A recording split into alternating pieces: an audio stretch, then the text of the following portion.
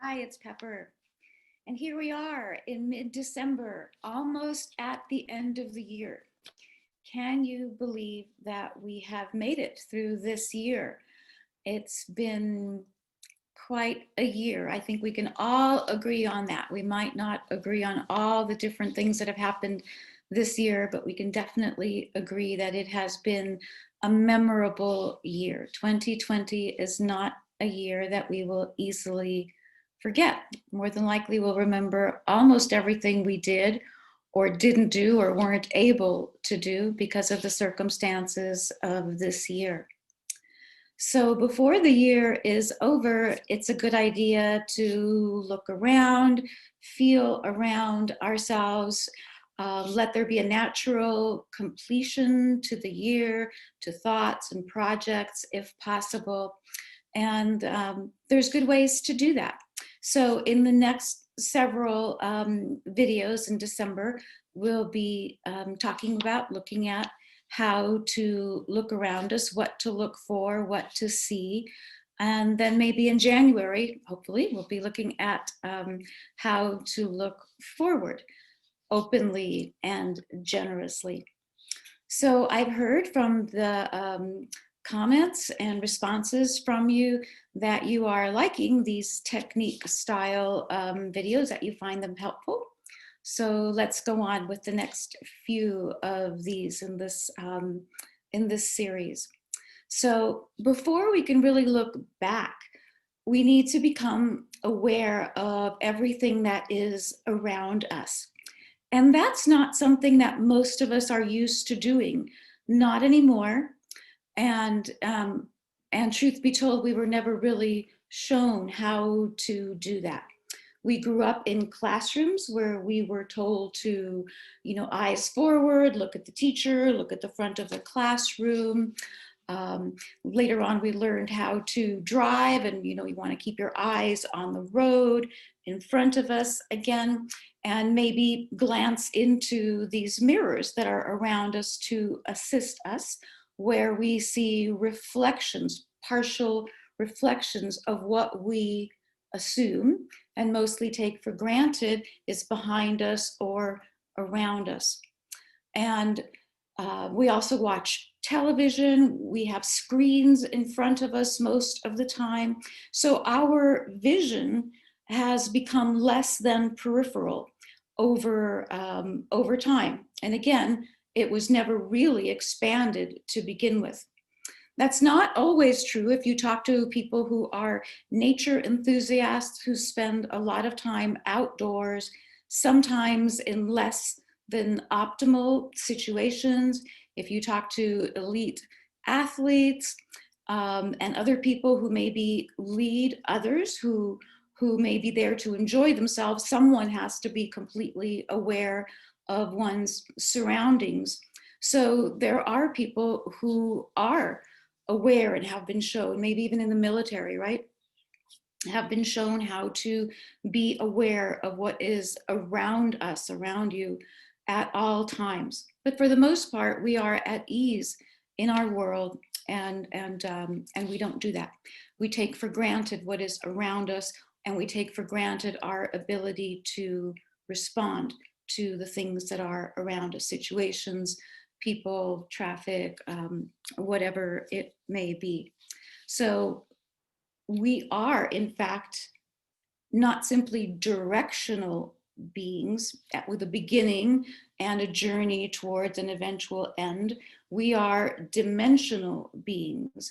And the more that we learn to take that into consideration, perceive ourselves both directionally and dimensionally, we will learn more about ourselves and the world around us.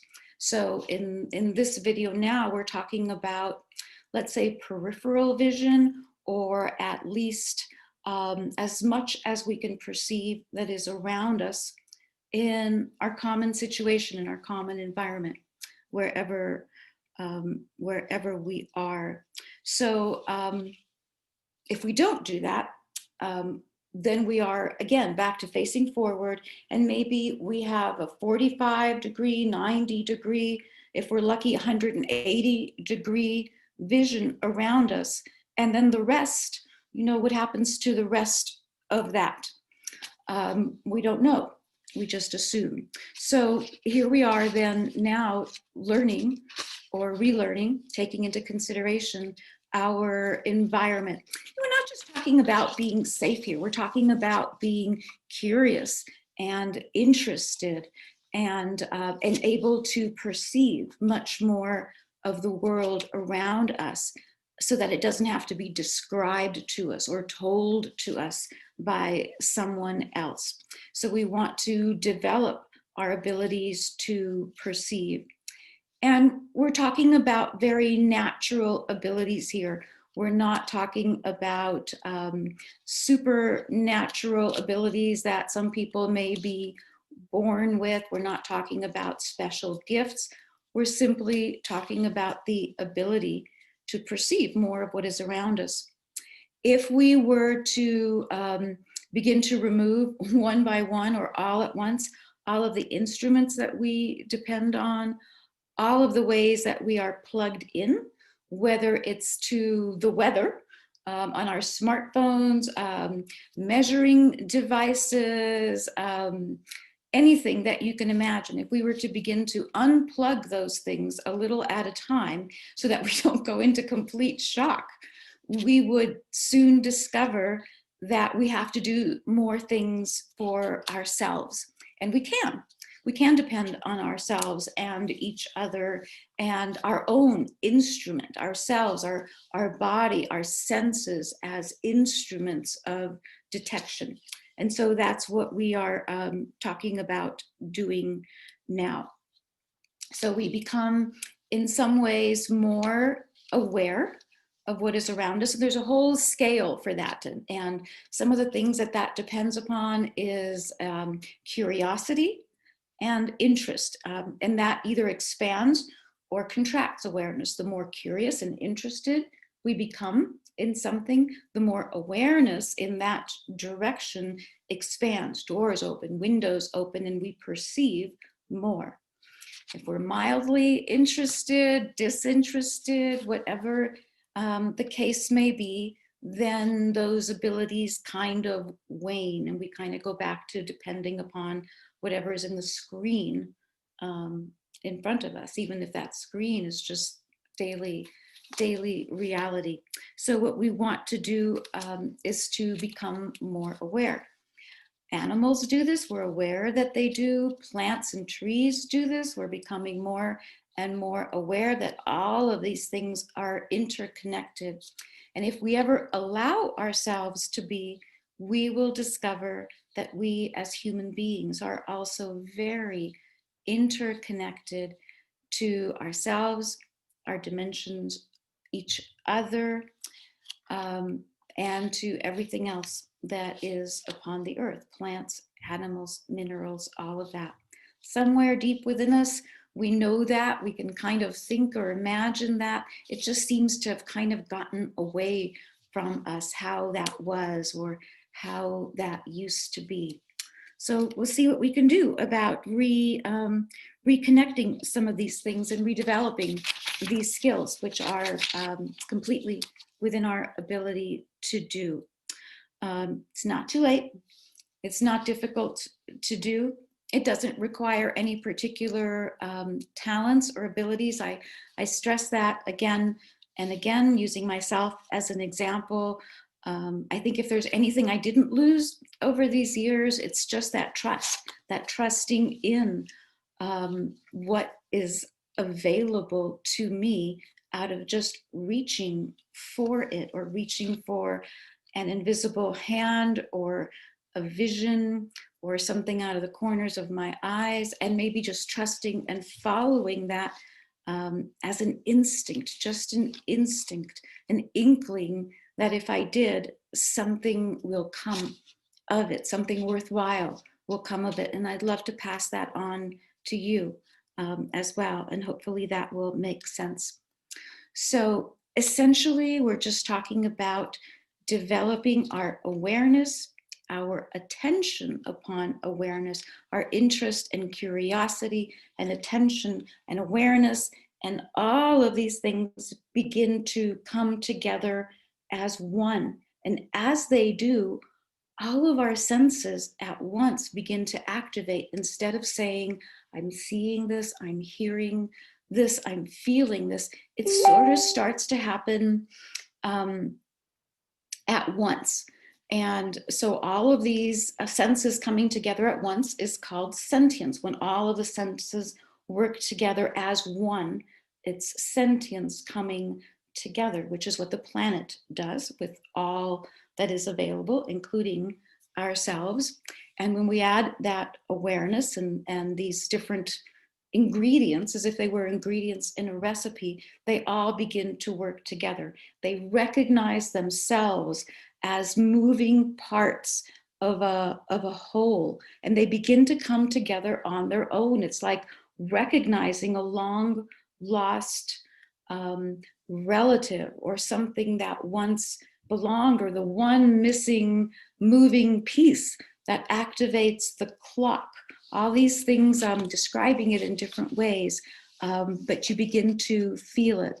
And then, of course, practice and a little bit of trust. And that's maybe what these videos can help with as we do that. So we're talking about then in this video, peripheral vision, which includes using all the parts of the eyes, not just looking forward, but learning in some ways how to roll our eyes. And we all know how to do that when we have an opinion. So we're rolling our eyes in that kind of way. But this is a different way of doing that. But it does move the entire eye above and below. And we begin to see that the eye has many different ways in which it can move. And it begins to use the corners of the eye as well for peripheral vision to see and to perceive more than what is in front of us. So that's really what this is about, widening that scale of perception. And the more we widen that, eventually, what will it be? Maybe what we'll talk about in the next video, which is, do we really have eyes in the back of our head? Can we really see what's behind us? And how do we look in the past? How do we focus on the past when everything seems to be looking forward? So for this practice and these techniques, we're using everything, every tool that we have in our own instrument to re-enlist these abilities, to reignite them, to bring them, shrug off those cobwebs of wherever they've been hanging and start to use these abilities. And when you do, you'll begin to see how really useful they are and how many things we may have missed in our environment, in our lives, by not using these. So as we look around, you want to just really do that. You want to look with your eyes, look with your perceptions, see what's there. And once you get used to seeing what is there by really exercising your eyes to see how wide a perception they can take in, then you want to do the same thing with your eyes closed. So you'll see that maybe it's not really your physical eyes that are perceiving everything, that they merely assist the process. So it's a combination of your mind and your presence and your awareness, your interest, your attention, your curiosity, all of these things combined with what the eyes can see and perceive create the reality that is around you, your experience, your life. And what we want to do is just expand that awareness to give you more possibilities. What you want to be careful of when you do this is you really want to allow your eyes and senses to do the perceiving, whether your eyes are open or closed. You want to be careful not to allow the quickness of our mind to kind of fill in the blanks in order to kind of get it over with, get the practice or get the exercise over with. How can you tell that you would be doing that? So if you get like opinions associated with your perception then you'll know that your mind is sort of filling in the blanks. And let me tell you what I mean by that. So there is um, there is a part of us that is present and aware, and there is a part of us that at any given moment is not present and aware. We're here at a certain level, a certain percentage. And so when we're not, the mind fills in the rest, it fills in the gaps. So imagine if you and I are having a conversation across a table, and then we get to a point of silence. We finished one subject and we haven't started discussing another yet. Human beings are very uncomfortable in these gaps, in these natural gaps or natural silences. So one of us, you or I, one of us would quickly start to fill in the gap with any subject. So, did you read about this, or did you hear about that? Or, how is your friend, or how is your neighbor, your sister, your brother? So we will fill in those gaps. And we're used to doing that, and we're more comfortable that way. We're not comfortable with silence. So perception, when we're not really used to it, is also uncomfortable with things that seem unperceived.